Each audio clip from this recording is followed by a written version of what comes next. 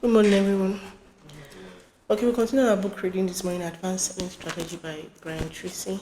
Like I said last week, we're in the last chapter, chapter 10, which says closing the sales, the end game of selling.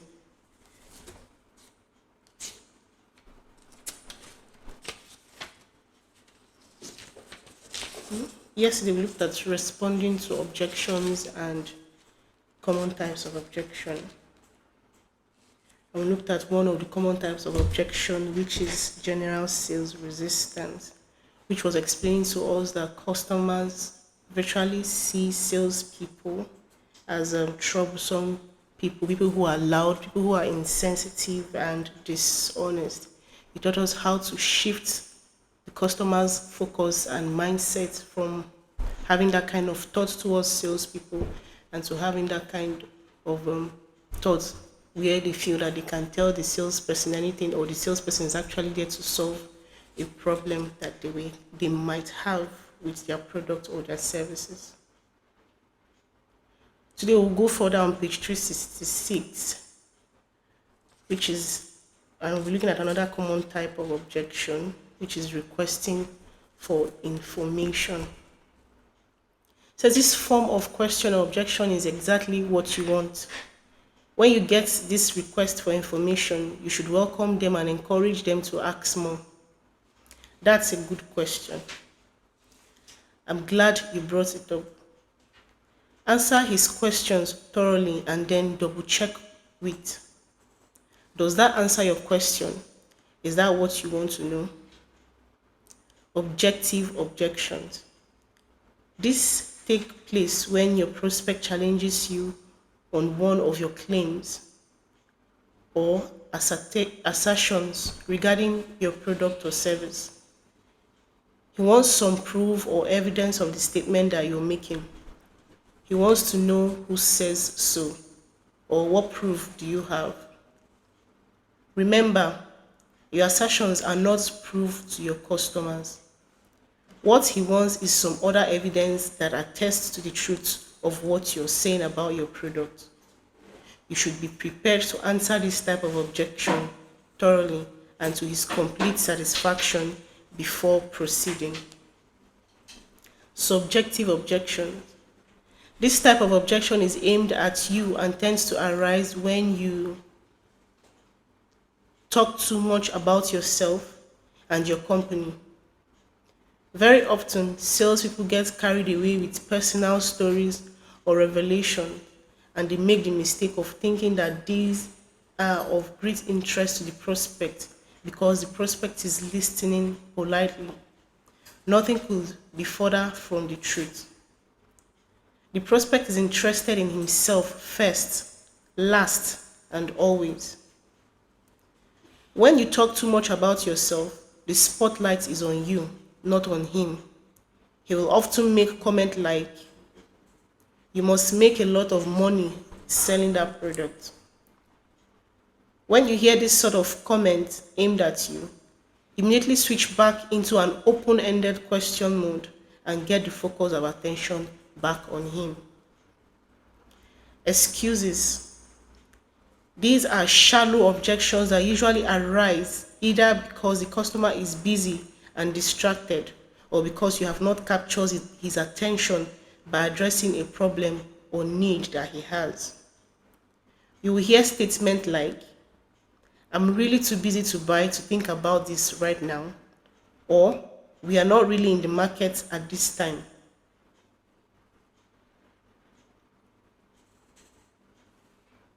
Sometimes, the prospect will criticize the color or packaging or fault some other small details. But these objections are not the real reason for lack of interest. When you find your sales presentation in danger of being sidetracked with these shallow types of objection,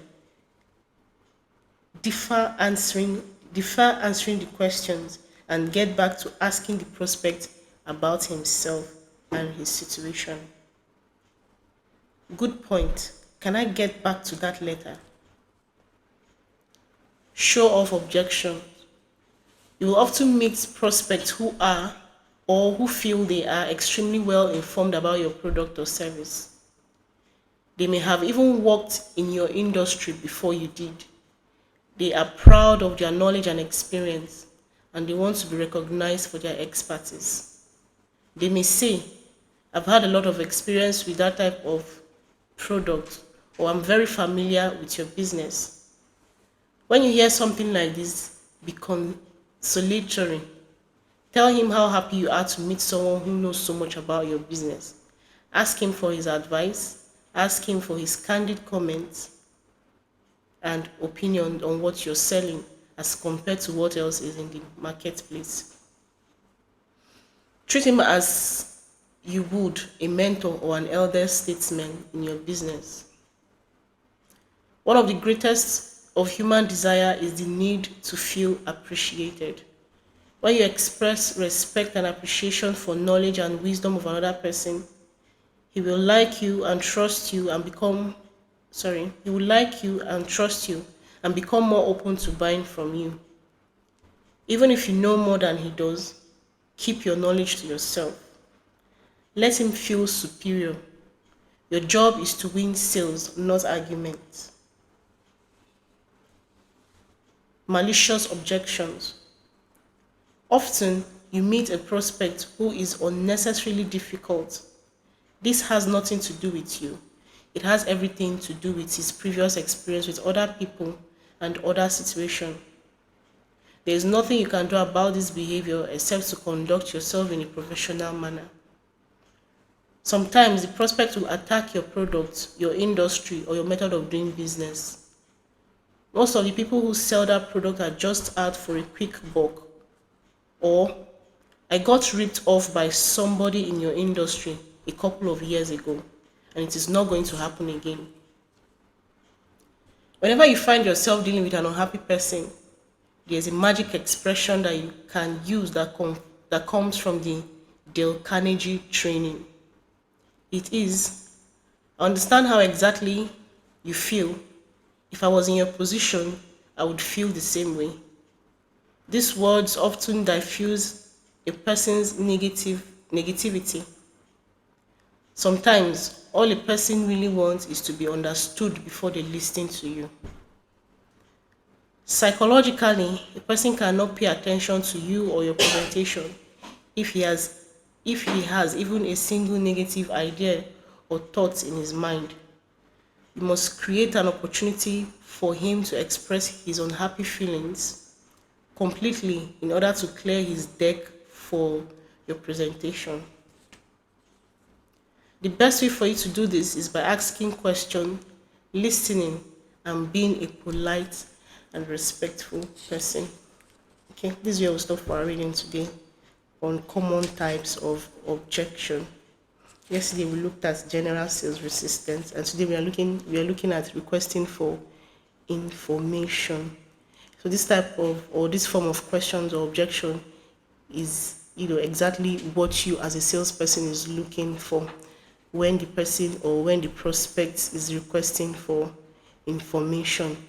You should regard their questions, encourage them to ask more, like he told us or like he taught us yesterday. Complimenting your customers or complimenting a particular client or prospect for asking questions is very, very important. Do not see it like they're asking too much questions or they're not supposed to ask questions. Welcome the question, answer his or her question thoroughly, and double check with them if you've really answered their question. Then talked about objective objection. So this takes place when your prospect challenges you on your claim or assertion regarding your product or service. I think we've talked about this before, objective objection. We've had customers who've tried to introduce our products to when they come to the showroom and like, are these USB fast charging USB? And we're like, yes, they are fast charging USB. And they're like, it's a lie. Forget that saying. We've used it before. Is not like that. It's not fast charging as if you said it is. In fact, it spoils easily and stuff like that. This is what you call an objective objection when they challenge your claim or assertion in regards to your product. So at this point, he wants some proof or evidence of statements that that what you're saying is true. He wants to know who else have used it. This is when your testimonial come in. This is where you give testimonies of customers that actually used your product and they've testified good about it.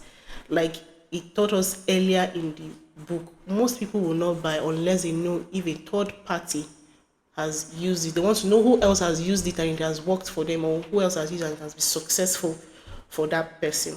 Subjective objection is aimed at you and it tends to arise when you talk too much about yourself. So as salesperson, don't be too carried away about talking about yourself, your personal story, your company, and whatever your company has achieved. Let your focus be on your client. Ask your client questions. Ask him how your product and services or your product will tend to help him and the rest of it. Then we went further to talk about excuses, show off objection, malicious objection, which is where we stopped this morning talking about meeting prospects who can be unnecessarily difficult. These are the kind of prospects that will attack your product and tell you that your product doesn't actually do what you're saying that it does and stuff. So whenever you find yourself dealing with this kind of people, you just have to acknowledge and put, let's say, be empathic with them. Show them that yes, you understand what they are saying and you feel the same way. You understand what they are feeling concerning your product and service. So this is how you will be able to deal with a malicious objection when it comes to dealing with an unhappy customer who have had a bad experience with your product and service, or someone from your company who has sold badly to him or her. So just be polite with this person, listen to him, ask questions. There's no need for you to get angry that he is talking bad about your product, or there's no need for you to start arguing concerning what he's saying. So that's just a brief summary of what we read this morning. Thank you.